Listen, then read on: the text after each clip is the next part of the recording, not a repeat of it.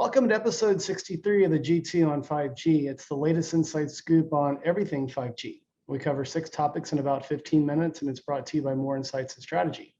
I'm Will Townsend, and joining me again this week is Federal Analyst Anshel. Let's get started. Now, we did have a hiatus last week, but we've got a lot to talk about this week. So my first topic is around Dish. And so this was last week. Dish called out, some pretty bold incentives for its 5G network deployment. My question is, will it deliver? And one of the commitments was around CES. And it's not clear to me whether they're going to have a very limited deployment to support CES demos, or if they're going to actually have a production network in place. And so the latter was what they sort of hinted to, but Dish has been pretty secretive. They just recently sort of come out of stealth mode, and they talked about how, to no surprise, they're going to leverage a lot of virtualization and cloud native platforms to deliver their solution, rapidly. But, from my perspective, proof is in, the actual production of the network. And so I think their timelines are somewhat aggressive, and would love to get your input, Anshel, on what you think there. I think they might be focusing their efforts on a market that they know that they're going to do well in, like Las Vegas. Right. And I think, if I recall, this sounds very familiar to what was going on with Sprint when they launched WiMAX, and Vegas was one of the cities that they launched in. And there were people running around CES with WiMAX because it was untouched spectrum and it looked great, and there just weren't very many users on it. So it looked awesome. But it'll be interesting to see whether this is a convention center only deployment, or if this is a citywide thing, or if it's just the Strip. Because I think if they're trying to just deploy in areas where people are at CES, I think it'll be questioned whether or not it's valid. But otherwise, it should work out pretty well. Yeah, no, I agree. It'll be interesting to see how CES all comes together. They're stating that at this point, it'll be a hybrid event, but we're seeing this Delta variant peak, and I just caught some news earlier today that some of these events are sort of reevaluating what they're going to potentially do. I'm supposed to be at the big 5G event in Denver at the end of this month. Time will tell. But yeah, we'll keep close tabs on this and report back to our viewership and listenership as things develop. So your first topic this week is around an announcement. I think it just broke today around General Motors and their partnership with AT&T to enable their vehicles with 5G. Well, it's actually a multi-part AT&T segment, because AT&T made a lot of announcements this week around 5G, and one of them is that starting with the model year 2024, which means vehicles in 2023 will be able to access AT&T's 5G networks and to enable things like 5G OTA updates, which will be very valuable as GM is getting very aggressive with both electrified vehicles as well as autonomous vehicles.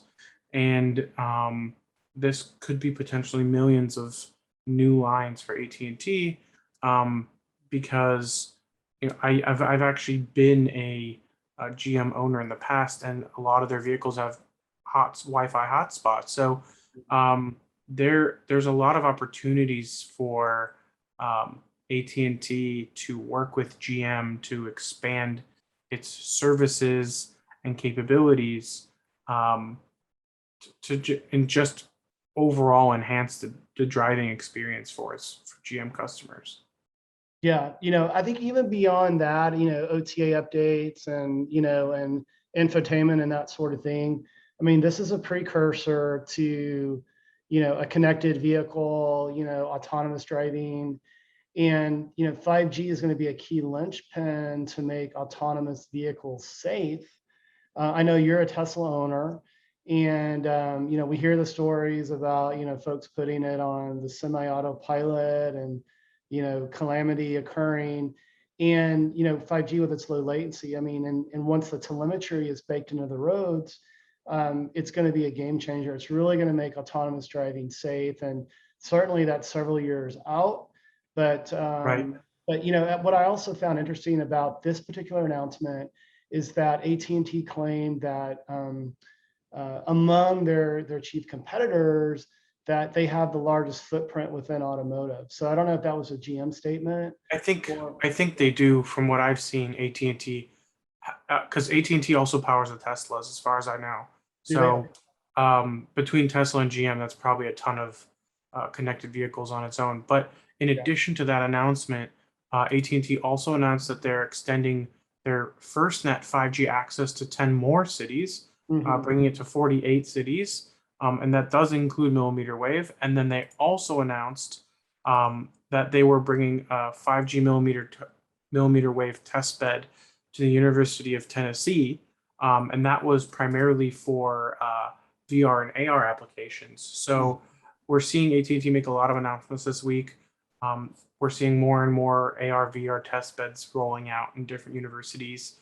A few weeks ago, we talked about Fisk University with T-Mobile.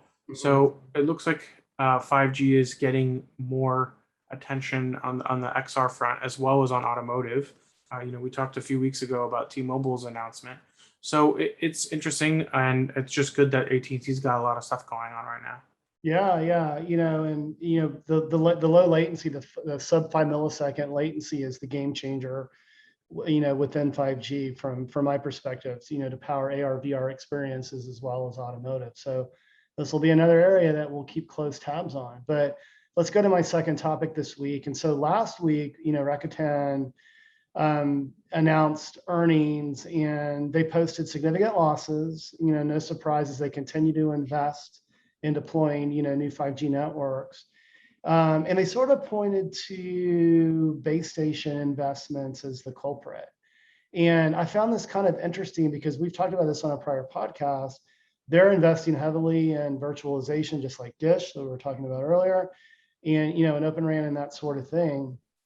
And so from my perspective, they sort of leaned on things like the pandemic and other precursors as sort of excuses for the losses. But is this the reality, given the fact that they're embracing OpenRAN?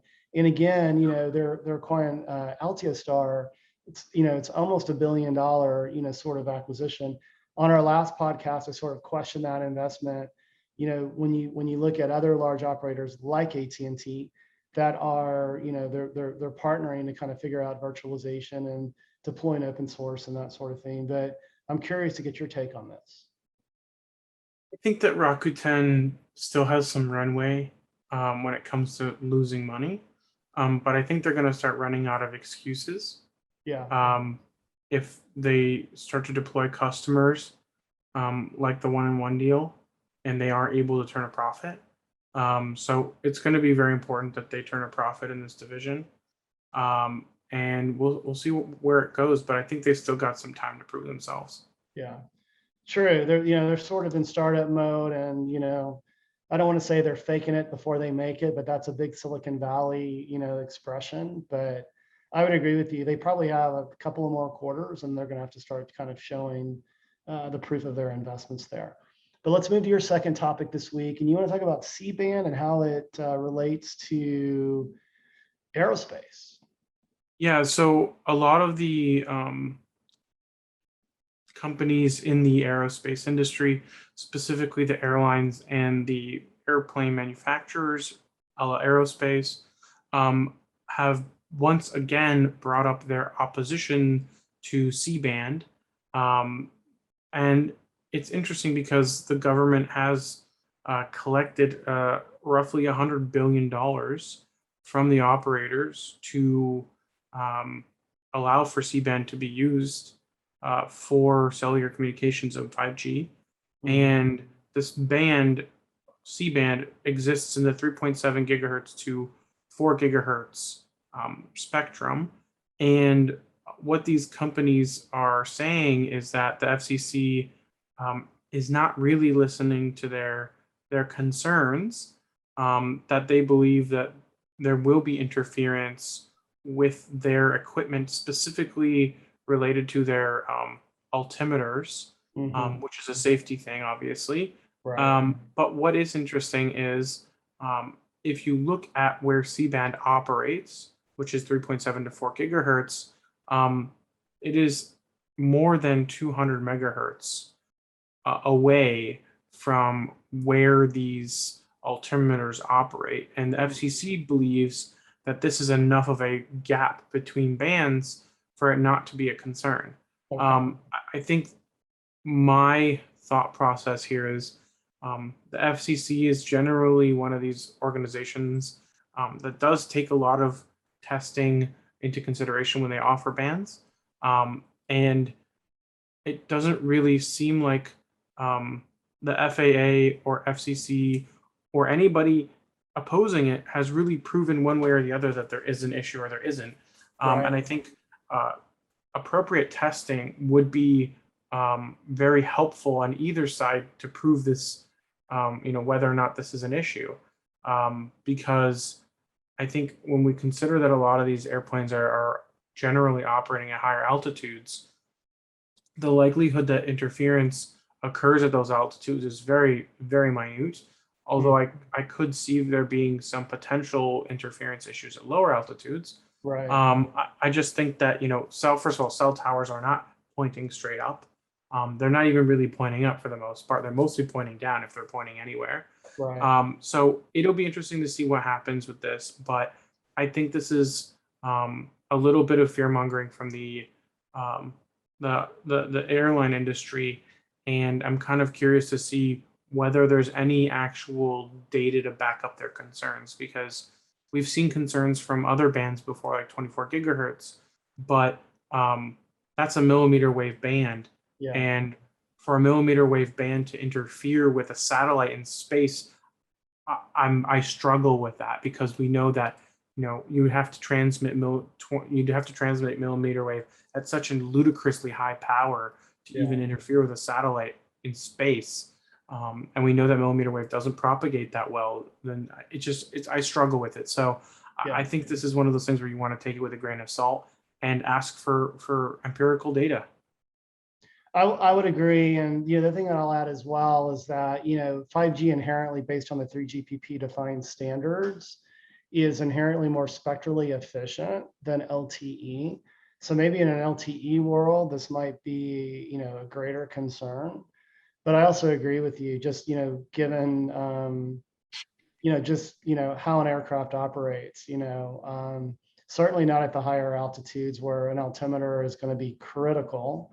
But I get it, as a plane is landing, but I'm not a pilot, but I play one on TV. I actually have a cousin who's a naval aviator, trained as a naval aviator.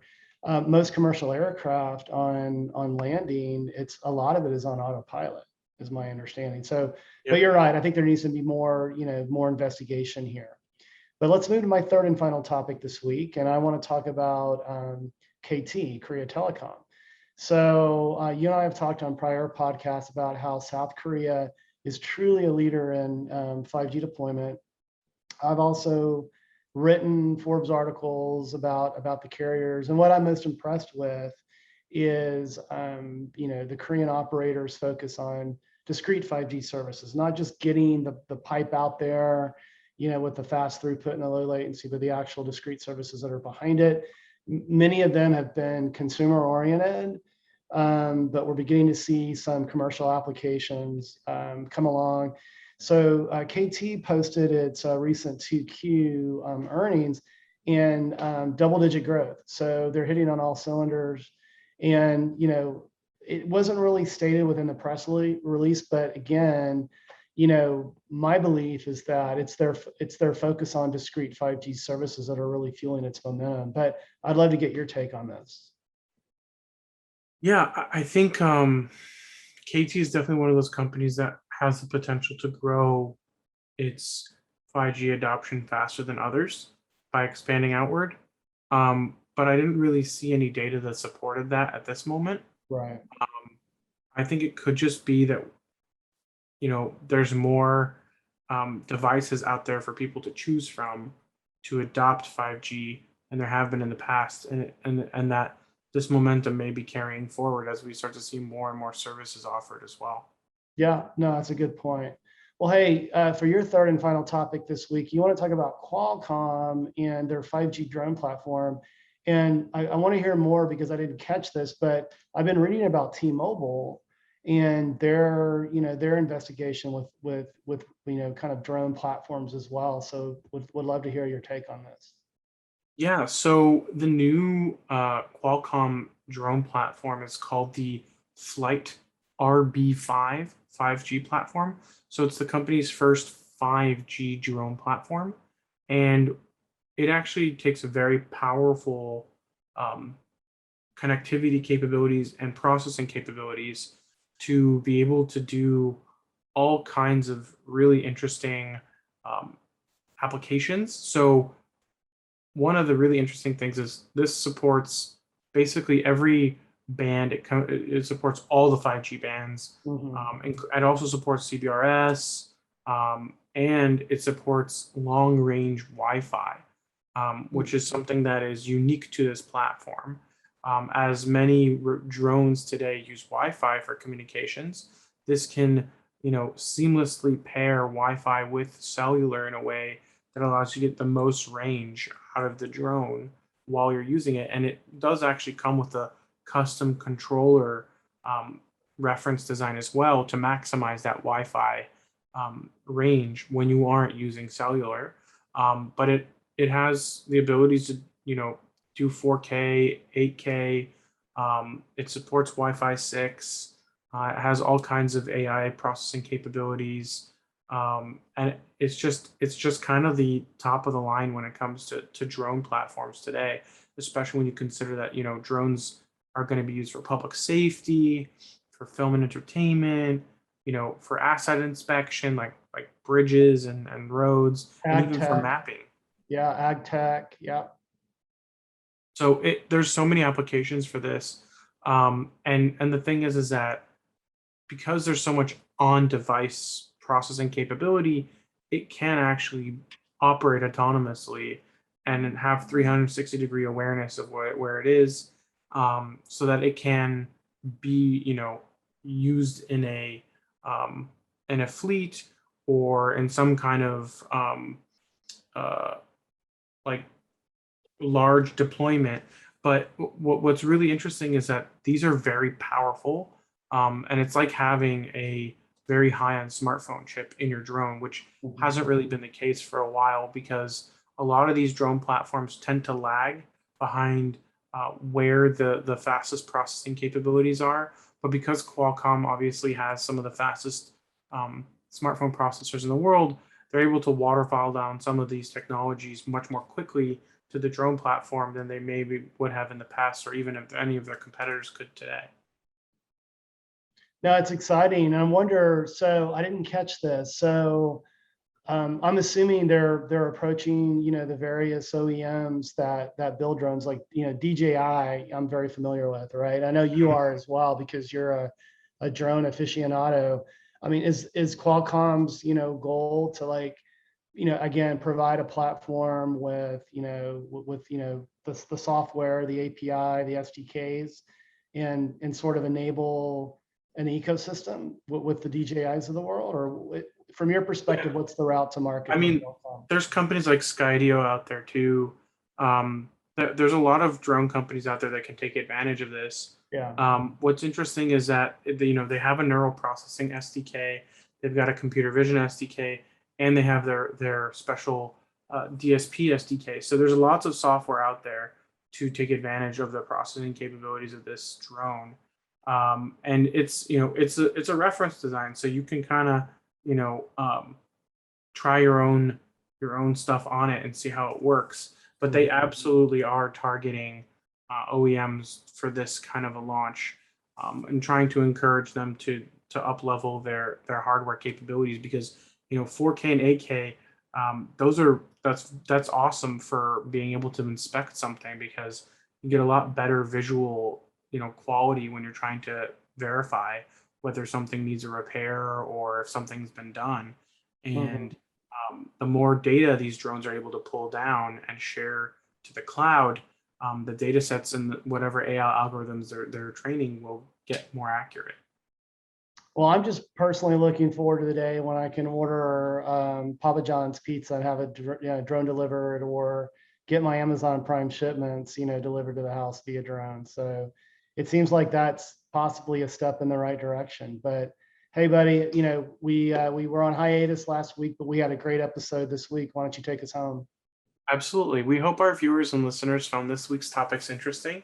If anyone out there would like to provide us with a specific insight on a specific 5G topic for a future podcast, please reach out to us on social media. Will is at Will Tech, and I'm at Anshel. We hope you have a great weekend, and please tune in again next week.